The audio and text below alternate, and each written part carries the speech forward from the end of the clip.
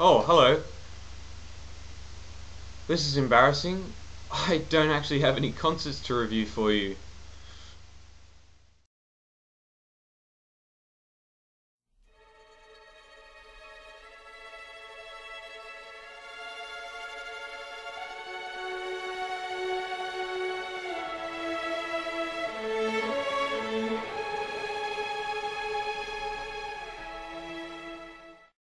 Welcome back, ladies and gentlemen, to my series of music reviews. In this post, I'm going to be reviewing Muse's The Resistance. Now, for those of you who are unfamiliar with Muse, let's have a look.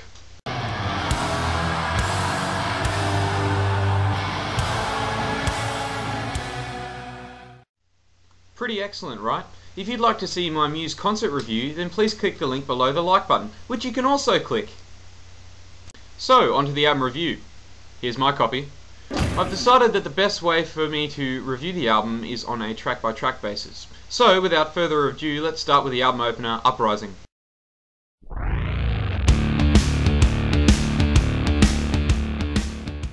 I really think Uprising is just such a great album opener. You've got this powerful anthem, this call to arms, which really invokes the listener's sense of rebellion and conjures ideas of revolution and political insurrection, which Muse are well known for writing into their lyrical content. And it's all set around this pulsating bass, this driving bass, which just sends the song into overdrive. And I really think that the song's beauty and the song's power just really lies in its simplicity. And I think it's a real credit to Muse, who are known for creating these technical and these extravagant masterpieces, yet they're still able to utilize a very basic song structure to deliver their message.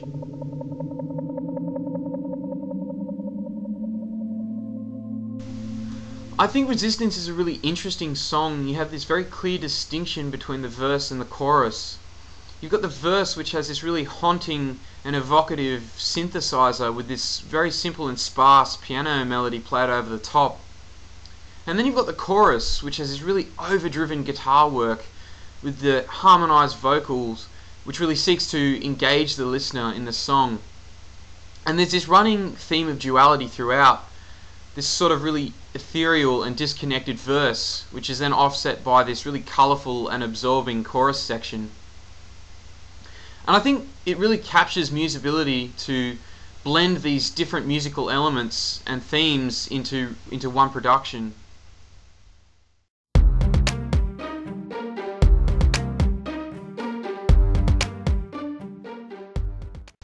I think Undisclosed Desires has a very different feel from the rest of the songs on the album. It sort of has this very eclectic R&B sound to it, with the syncopated drum sequences with the orchestral backing. And it's probably one of the only Muse songs not to feature any guitar work or prominent piano playing. And I think it represents a very stripped down and minimalist approach to Muse's usually lush and vibrant sound, which I guess is a very interesting direction for them.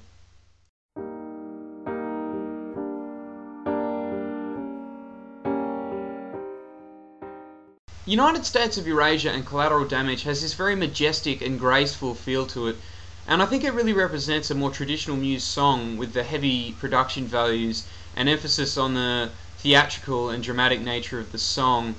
Having said that though, there are some comparisons and criticisms to be drawn with Queen in the decision to include a multi-tracked vocal segment, and unfortunately it feels a little too similar to Queen, and I think in that sense it's a little unoriginal.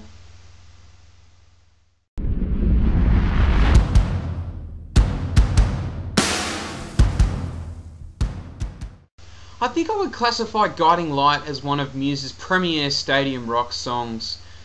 The reverberation on the drumming, as well as the wave synth, really captures that arena and stadium feel, and I think in that sense it's very reminiscent of U2's style. I think the solo that Matt Bellamy performs halfway through the song really demonstrates his guitar abilities, and I'm not that big a fan of the traditional guitar solo, and it seems to be overdone in a lot of rock music today. But I think in the right context it still serves its purpose, and this song is an excellent example of that.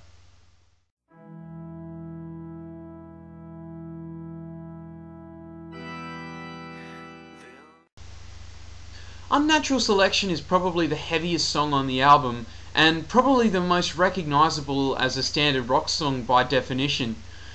I found myself drawn to this song in particular in my first listen through. It really utilises excellent guitar hooks. Compared to the other songs on the album though, it comprises very different characteristics and exists as a very stripped back production. It shares a very simple formula with Uprising, and it's something that works exceptionally well.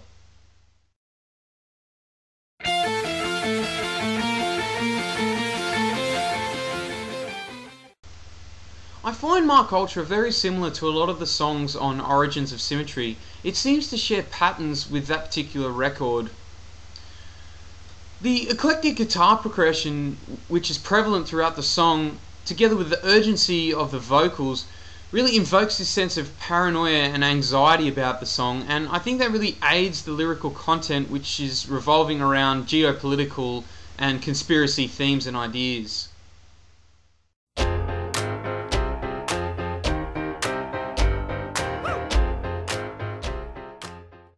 I Belong to You comes across as a real Muse take on a classic piano ballad, and again I think it really showcases Matt's playing abilities.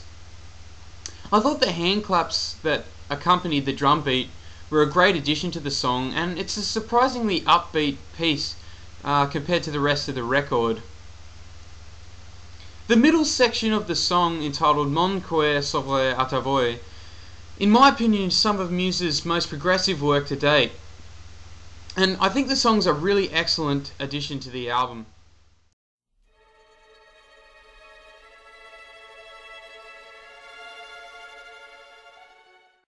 Now on to the final edition of the album, the Exogenesis Symphony.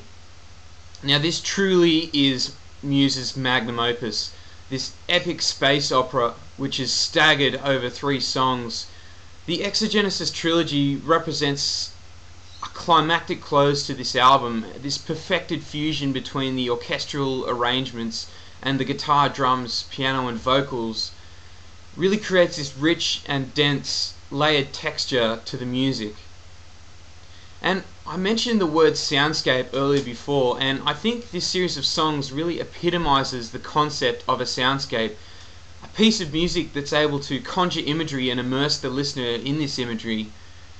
I feel very much as though I'm floating through space when I listen to these songs, and indeed I think that's the experience Muse set out to create when they were writing this piece. I think this in essence is just such a spectacular and magnificent conclusion to such a stellar album, and it really showcases Muse's writing abilities, not just as a simple alternative rock band.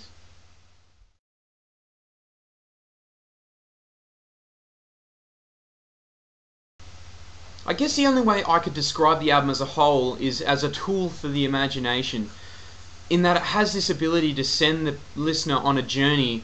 And I guess that's how I felt when I reached the conclusion of the album myself.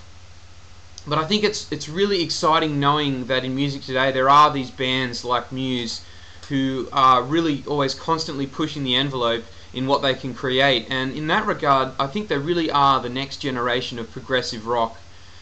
And it's so gratifying to see this music isn't wasted just in underground pubs and clubs, but it's actually out there and it's making a difference in the world today.